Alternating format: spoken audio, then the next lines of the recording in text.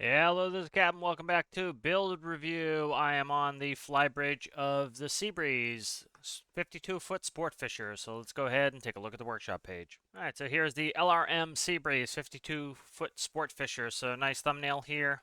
So really good detailing on there. Some nice branding. Some really nice pictures in here. Always shows off the build and is a pleasure to look at. Let's see. So this is by Captain Leroy. Welcome to Leroy Manufacturing. Today we bring you the finest of modern sports fishing crafts, the LRM Seabreeze 52-foot. Built with a small footprint yet vast amenities, the LRM Seabreeze 52 was designed to be an offshore, rough weather capable, fast fishing vessel that could accommodate roughly 10-day passengers or 2 overnighters and a helmsman. Be it for a search and rescue operation, tourism, fishing, or just dang fine pleasure craft, this vessel is for you. Specs $69,000 cost, mass 6320, 52 feet long, beam is 19 feet, draft 7 feet, on plane 4 feet, 26 foot height total, including mast, top speed 49 to 50 knots, 18 to 20 when towing, fuel range about 100 kilometers, personnel capacity 9 seats, 2 beds. It is Storm Lake capable, powerful 3-cylinder 3x3 engine, single propeller, compact automatic generator with override key, dual helm controls, cabin and flybridge rather, bow thruster, GPS autopilot with engine disable, fully furnished living quarters, TVs and engine, generator monitoring, Sawyer News and radar. Plush rear couch with battle chair, large bait storage holding tank, anchor system, wired welder, fire washdown pump, spacious V berth with sunlight, and floor storage compartment. If I could read, that would be great. Open floor plan, galley cabin, roof access hatch, and stowable ladder. So much more. All right, I'll go ahead through these starter procedures when we get going in there. Notes, a bunch of notes here. I'm not going to go through all of this, but some good credits here. So it's got my stabilizer in it, a bunch of other good credits here. So always nice to see that. So let's go ahead and take a look at the build. All right, so there's a note here. It says, please see the piece of paper posted to the red workbench in the engine bay for startup procedures. So that's cool. That's something interesting and different to see. So let's go ahead and I'll get moving here and then we can do a little walk around. So we'll go down here. If we look at the piece of paper, startup instructions, open both fuel and air valves on drive engine and generator. All right.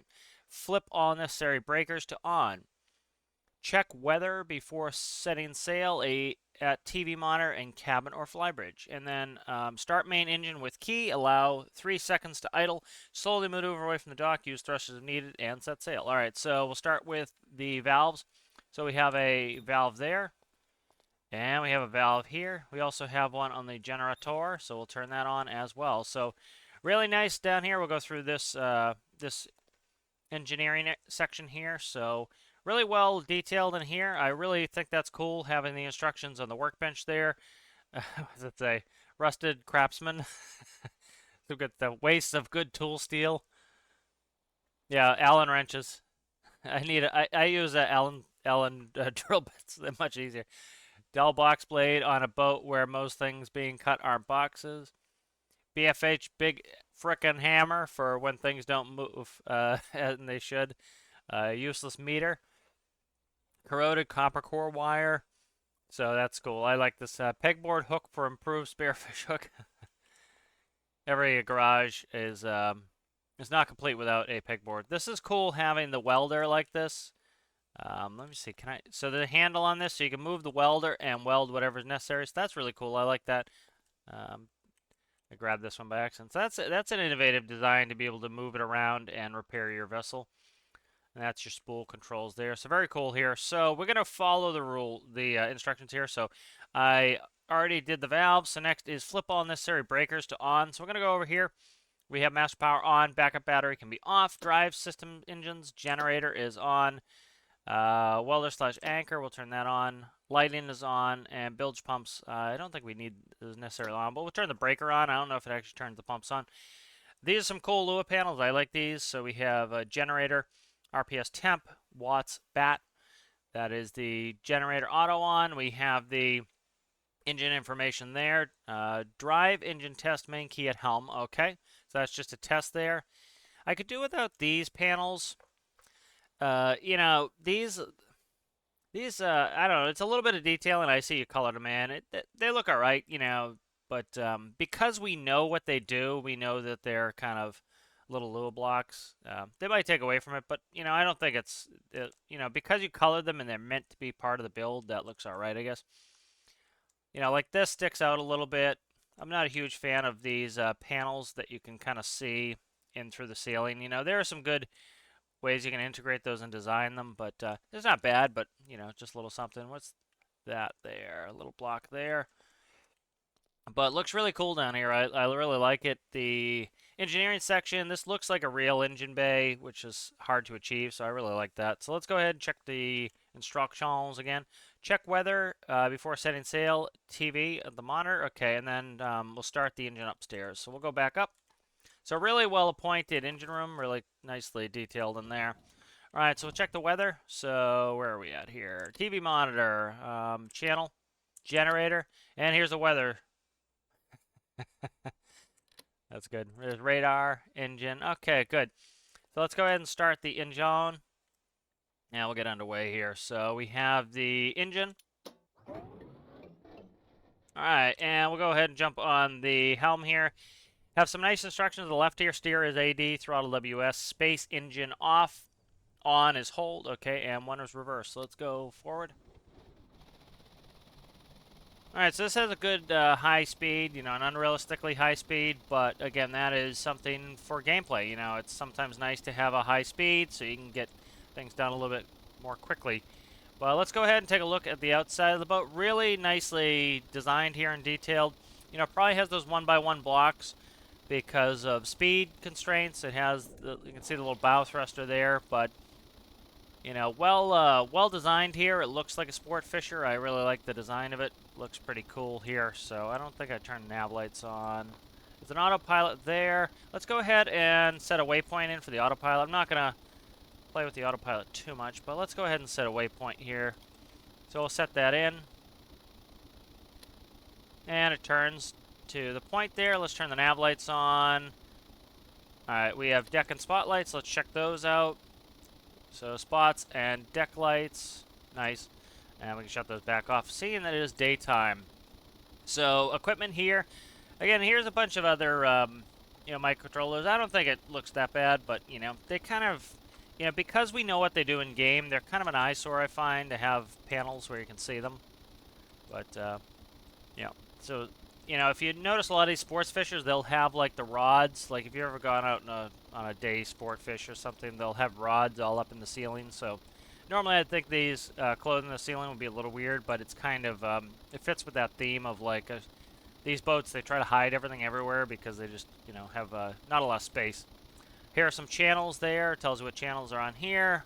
There's the engine up and running, depth finder, compass ball, some information there for the engine.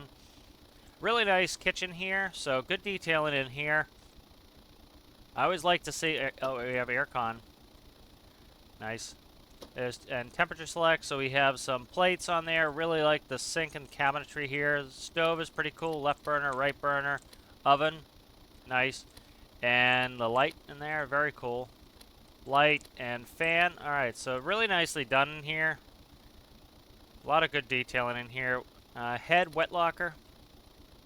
Alright, that's probably just a game issue with the way we're moving that it's doing that, so I won't screw with that. GPS sensor looks a little bit out of place, but not bad.